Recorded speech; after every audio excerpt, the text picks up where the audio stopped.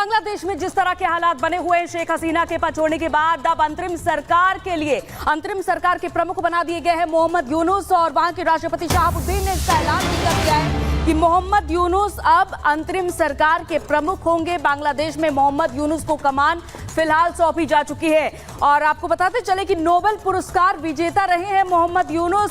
प्रदर्शनकारी छात्रों की मांगों को स्वीकार भी किया गया है। तो अंतरिम सरकार के प्रधान होंगे अब मोहम्मद यूनुस, जिनके हाथ में अब फिलहाल के लिए बांग्लादेश की कमान सौंपी गई है। और बांग्लादेश के राष्ट्रपति शहाबुद्दीन ने इसका ऐलान भी कर दिया है। और साथ ही साथ आपको बताते चले कि प्रदर्शनकारियों की मांगे भी मानी गई है। दो तस्वीरें आपके सामने, बांग्लादेश में लगातार बवाल जारी रहा और इसकी तस्वीर आप देखिए, तोड़फोड़, हर बड़ी बिल्डिंग को नुकसान पहुंचाया इन प्रदर्शनकारियों ने, पीएम हाउस पर कब्जा जमाया प्रदर्शनकारियों ने। तो कुछ इस तरह की तस्वीरें लगातार देखने को मिल रही थी।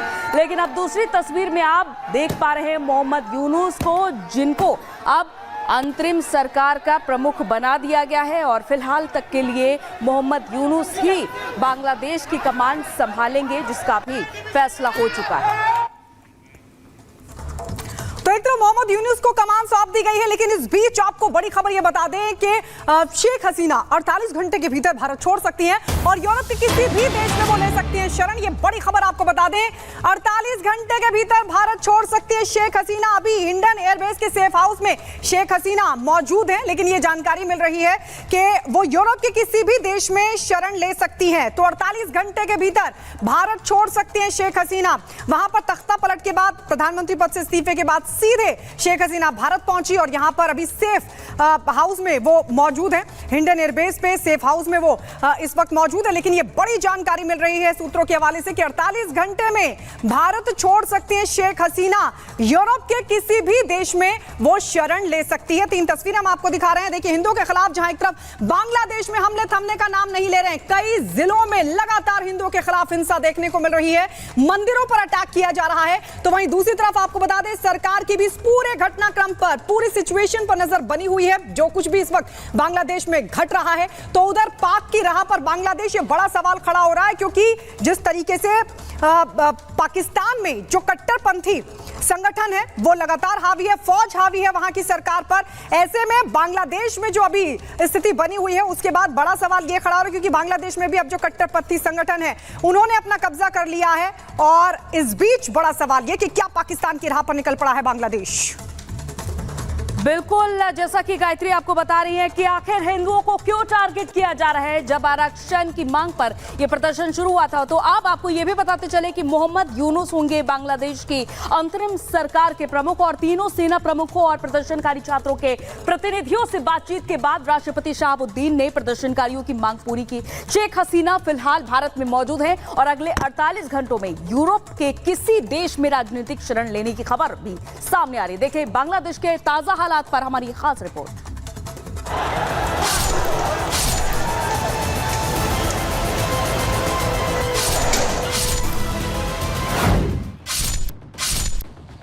बांग्लादेश में जारी बवाल के बीच अब अंतरिम सरकार के गठन को लेकर राष्ट्रपति मोहम्मद शहाबुद्दीन ने एक बड़ा ऐलान किया है।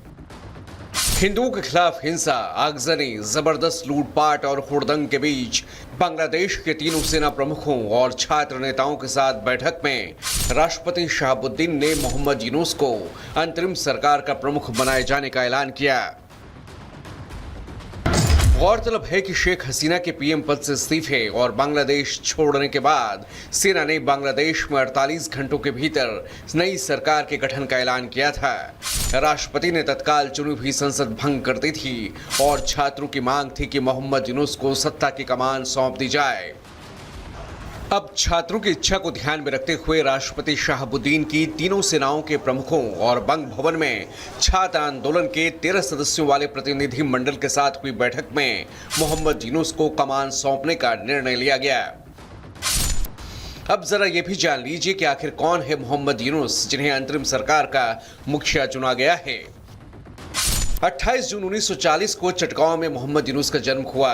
1983 में मोहम्मद यूनुस ने बांग्लादेश में ग्रामीण बैंक की स्थापना की। सामाजिक उद्यमी, अर्थशास्त्री और बैंकर के रूप में मोहम्मद यूनुस की पहचान है। 2006 में यूनुस और उनके ग्रामीण बैंक को नोबेल सम्मान से सम्मानित किया गया। माइक्रो फाइनेंस में अग्रणी काम के लिए ये सम्मान यूनुस को दिया गया। 2007 में नागरिक शक्ति नाम से राजनीतिक दल की भी स्थापना इन्होंने की। मोहम्मद यूनुस ने चुनाव में उतरने से इनकार किया। हालांकि हसीना सरकार के दौरान मोहम्मद यूनुस पर गबन के आरोप लगे।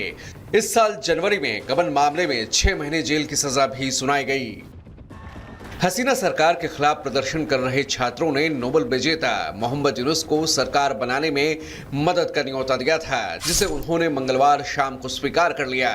यूनुस ओलंपिक कमेटी के न्योते पर बतौर स्पेशल गेस्ट पेरिस में हैं। वो जल्द ही बांग्लादेश लौट सकते हैं।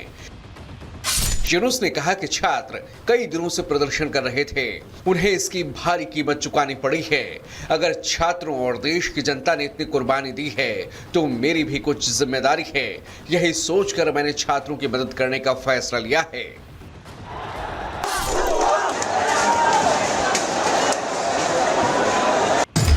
शेख हसीना के इस्तीफे और बांग्लादेश छोड़ने के बाद भी बांग्लादेश में बवाल जारी है। प्रदर्शन में अब तक 300 से ज्यादा लोगों की मौत हो चुकी है। हिंदू समुदायों और उनके धर्मस्थलों को चुन चुन कर निशाना बनाया जा रहा है। 11,000 से ज्यादा लोग गिरफ्तार किए जा चुके हैं। तो वहीं $10 बिलियन से ज्यादा का बांग्लादेश की इकॉनमी को नुकसान हो चुका है। बांग्लादेश के पूर्व विदेश मंत्री हसन महमूद और पूर्व राज्य मंत्री जुनैद अहमद पलक को मंगलवार को ढाका हवाई अड्डे पर हिरासत में लिया गया है, जब वो देश से निकलने की कोशिश कर रहे थे। बांग्लादेश के हालात पर सरकार की पैनी नजर है। संसद में सरकार ने ताजा हालात पर बयान भी दिया है।